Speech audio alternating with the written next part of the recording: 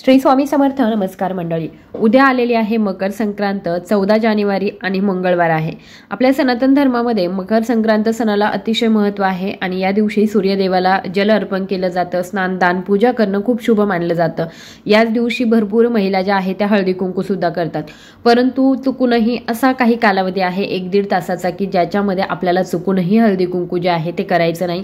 त्याचबरोबर जोपर्यंत आपण म्हणजे रथसप्तमीपर्यंत आपण हळदी कुंकू करतो तर त्याच्यामध्ये सुद्धा प्रत्येक दिवसामध्ये असा काही कालावधी आहे की ज्याच्यामध्ये आपण हळदी कुंकू जे आहे ते करायचं नाही. तर ते नक्की कधी करायचं नाही ही संपूर्ण माहिती इन डिटेल या व्हिडिओमध्ये तुम्हाला बघायला मिळणार आहे. त्यामुळे व्हिडिओ शेवटपर्यंत बघत राहा. व्हिडिओ जर आवडला तर जास्तीत जास्त महिलांपर्यंत शेअर करा. चॅनलवर नवीन आला असाल, माझा आवाज पहिल्यांदाच ऐकत असाल तर चॅनलला सबस्क्राईब करायला विसरू नका. तर बघा, उद्या मकर संक्रांत आहे. नवीन वर्ष सुरू झाल्यानंतर पहिला सण जो असतो तो मकर संक्रांत. आणि हा जो सण आहे त्याला महिला ज्या आहेत त्या खूप आनंदी आणि उत्साही असतात, कारण त्याच्यानंतर त्यांना हळदी कुंकू किंवा मुलांचं बोरन्हाण अशा अनेक गोष्टी करायच्या असतात. नवीन वर्षातला पहिला सण म्हणून तर उत्साह असतोच, पण यावेळी पतंग उडवणं, तिळगुळाचे लाडू बनवणं या गोष्टी सुद्धा खूप महत्त्वपूर्ण ठरतात आणि त्याच्याचमुळे सर्व वातावरण जे आहे ते छान होऊन जातं. याच्यामध्येच महिलांचा एक अत्यंत आनंदाचा आणि आवडतीचा कार्यक्रम म्हणजे हळदी कुंकू. पण मकर संक्रांतीच्या दिवशी जरी तुम्ही हळदी कुंकू करत असाल तर या वेळेमध्ये अजिबात आपल्याला हळदी कुंकू जे आहे ते करायचं नाही. या दिवशी सर्वात प्रथम म्हणजे मकर संक्रांतीच्या दिवशी सर्वात प्रथम काय करायचं आहे, सकाळी लवकर उठायचं, आंघोळीच्या पाण्यामध्ये पांढरे तीळ घालायचे, आंघोळ करायची, सुगड पूजन करायचं, देवतांची पूजा करायची, मुख्यद्वार स्वच्छ करायचा, मुख्यद्वारावरती हळदीचं लेपन करायचं, रांगोळी काढायची. या सर्व गोष्टी ज्या आहेत त्या आपल्याला करायच्या आहे. आपल्या घरातील वातावरण जास्तीत जास्त सकारात्मक कसं राहील याच्याकडे लक्ष द्यायचं. व्यवस्थित अशी पूजा अर्चा करायची. घरामध्ये नैवेद्य बनवायचा. आता नैवेद्यामध्ये तुम्ही काय बनवता ते मला कमेंट करून नक्की सांगा. आमच्याकडे पुरणपोळीचा नैवेद्य बनवला जातो आणि त्याचबरोबर तिळाचे आणि तिळगुळाचे लाडू जे आहेत ते बनवले जातात. बऱ्याच घरांमध्ये तिळगुळांची पोळी जी आहे ती सुद्धा बनवली जाते. तर तुमच्याकडे काय बनवलं जातं हे कमेंट बॉक्समध्ये नक्की सांगा. आणि त्याचबरोबर या दिवशी सूर्यदेवाला जल अर्पण करायचं आहे आणि हा जो दिवस आहे तर तो खूप महत्त्वाचा आहे. पण मकर संक्रांतीच्या दिवशी आपल्याला केस जे आहेत ते धुवायचे नाही, कारण भोगीच्याच दिवशी केस धुतले जातात. आणि या दिवशी आपल्याला काय करायचं असतं की खिचडी जी आहे ती सुद्धा आपल्याला बनवायची असते. बरेच जण खिचडी बनवतात. आता ही जी खिचडी आहे तर हिच्यामध्ये आपल्याला उडीद डाळ आणि आपले तांदूळ जे आहे तर त्यांची खिचडी बनवली जाते. त्याचबरोबर उद्याच्या दिवशी तुम्ही ही खिचडी जी आहे ती अन्नदान म्हणून काही व्यक्तींना अन्नदान नक्की करा, कारण की अशा पद्धतीने तुम्ही जर अन्नदान केलं किंवा जी खिचडी बनवलेली असते तर ती कुठेतरी गरीब लोकांमध्ये जर तुम्ही वाटली, अन्नदान केलं तर त्याचं पुण्य सगळ्यात जास्त. म्हणजे अगदी हळदी कुंकू नाही केलं तरी चालेल, पण या गोष्टी ज्या आहेत त्या आवर्जून करा. तर बघा, मकर संक्रांतीचा दिवस जो आहे तर तो 14 जानेवारी 2025 रोजी मकर संक्रांत आहे. या दिवशी सूर्य सकाळी 9:03 मकर राशीमध्ये प्रवेश करणार आहे. मकर संक्रांतीच्या दिवशी सूर्यदेवाचं नामस्मरण, स्नान, पूजा केली तर आपले सर्व दुःख संपते, पापांपासून मुक्ती मिळते.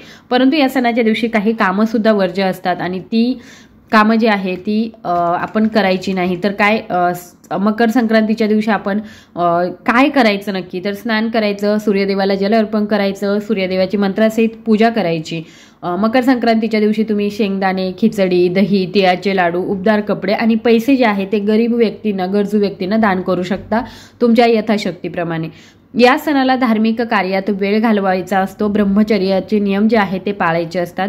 भगवान सूर्याचा आशीर्वाद मिळावा म्हणून ओम सूर्याय नमः किंवा ओम सूर्यदेवताय नमः या मंत्राचा जास्तीत जास्त जप जो आहे तो करायचा आहे. कारण आपल्याला सूर्यदेवता आणि चंद्रदेवता हे 2 देव जे आहेत तर ते प्रत्यक्षात बघायला मिळतात.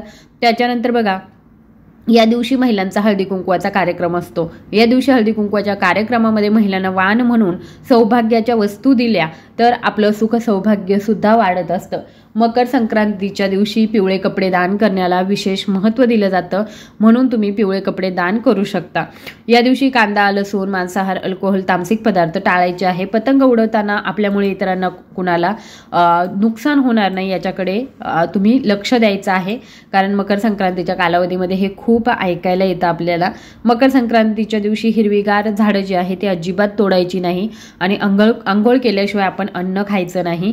त्याचबरोबर आता मकर संक्रांतीच्या वेळी नक्की हळदी कुंकू कोणत्या कालावधीमध्ये नाही करायचं, तर बघा दिवसभरामध्ये प्रत्येक दिवसामध्ये राहू काळ जो आहे तो असतो आणि त्याच्यामुळे तुम्ही जर हळदी कुंकू भलेही तुम्ही मकर संक्रांतीच्या दिवशी नाही केलं तरी सुद्धा तुम्ही रथसप्तमीपर्यंत कधीही हळदी कुंकू करा, पण त्याच्यामध्ये ही गोष्ट लक्षात घ्या की तुम्हाला या राहू काळ जो आहे तर त्या कालावधीमध्ये अजिबात हळदी कुंकू जे आहे ते द्यायचं नाही. कारण काय होतं, हळदी कुंकू जेव्हा आपण करतो तर त्यावेळी काय होतं, सकारात्मक विचार जे आहे त्यांची देवाणघेवाण होते आणि सकारात्मकच नाही तर नकारात्मक विचारांची सुद्धा देवाणघेवाण तिथे होऊ शकते. म्हणजे आपण एकमेकींना काय देतो, आपल्यामध्ये जे असेल, आपल्यामध्ये जे चांगले गुण असतील तर तेच आपले एकमेकींना आपण हळदी कुंकू जेव्हा लावतो तर तेच एकमेकींमध्ये जातात. आणि म्हणून नेहमी हळदी कुंकू जर करत असाल तर ते मनापासून करायचं, मन शुद्ध ठेवून करायचं. आणि त्याचबरोबर राहू काळ जो आहे दिवसभरामधला 1-1.5 तास जो आहे तो राहू काळ असतो, तर त्या कालावधीमध्ये आपल्याला चुकूनही हळदी कुंकू जे आहे ते करायचं नाहीये. कारण आपण राहू काळामध्ये कोणतेही शुभ कार्य करत नाही, पूजा असेल, मान सन्मान विधी असेल तर या आपण करत नाही.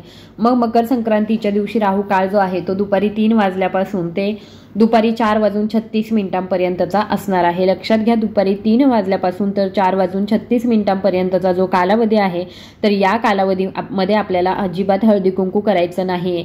तर बघा या कालावधीमध्ये आपण कोणतेही शुभ कार्य जे आहे ती करत नाही आणि म्हणून आपण याची काळजी घ्यायची आहे. बाकी दिवसभरामध्ये तुम्ही अगदी संध्याकाळच्या वेळेला जरी हळदी कुंकू दिलं एकमेकींना तरी सुद्धा चालेल. बऱ्याच ठिकाणी या गोष्टी ज्या आहेत त्या केल्या जातात, म्हणजे हळदी कुंकू जे आहे ते मकर संक्रांतीच्या दिवशीच केलं जातं आणि बऱ्याच ठिकाणी हे नंतर रथसप्तमीपर्यंत अगदी चालतं. पण हळदी कुंकू जर करायचं असेल तर सौभाग्याचे वाणच एकमेकींना देण्यात यावे. त्याचबरोबर प्लास्टिकच्या वस्तू असतील किंवा धारदार टोकदार वस्तू ज्या असतील, सुरी वगैरे ह्या ज्या वस्तू असतील तर त्या वस्तू अजिबात आपण एकमेकींना देऊ नये. एक वेळ तुम्हाला जर हळदी कुंकवाला कोणत्याही वस्तू देणं शक्य नसेल तर चांगल्या विचारांची देवाणघेवाण करणारं हळदी कुंकू जे आहे ते केलं गेलं पाहिजे. म्हणजे काय की एखाद्या ठिकाणी तुम्ही कार्यक्रम ठरवू शकता आणि त्या ठिकाणी एखाद्या महिलेने नक्की काय केलेलं आहे, किंवा आता पुरातन काळात भरपूर अशा महिला झाल्या, म्हणजे अगदी जिजाऊ मातांपासून तर आतापर्यंत भरपूर अशा महिला आहेत की ज्यांनी चांगली चांगली कार्य केलेली आहे. तर अशा चांगल्या कार्यांचं हळदी कुंकू जे आहे, म्हणजे काय की हळदी कुंकू लावायचं आणि चांगले विचार जे आहे ते एकमेकींना सांगायचे. तर अशा पद्धतीचं हळदी कुंकू सुद्धा आपण करू शकतो. तर त्याच्यामुळे या गोष्टी ज्या आहेत त्या नक्कीच अंमलात आणल्या पाहिजे. भलेही तुम्हाला हळदी कुंकू करताना खूप छान छान वस्तू भेटवस्तू देता नाही आल्या तरी हरकत नाही, पण चांगल्या विचारांचं हळदी कुंकू जे आहे तर ते केलंच पाहिजे. आणि बघा राहू काळामध्ये फक्त आपल्याला करायचं नाही. तर अशा पद्धतीने ही माहिती होती. आय होप ही माहिती तुम्हाला आवडली असेल तर जास्तीत जास्त महिलांपर्यंत नक्की शेअर करा. चॅनलवर नवीन असाल तर चॅनलला सबस्क्राईब देखील करा. धन्यवाद.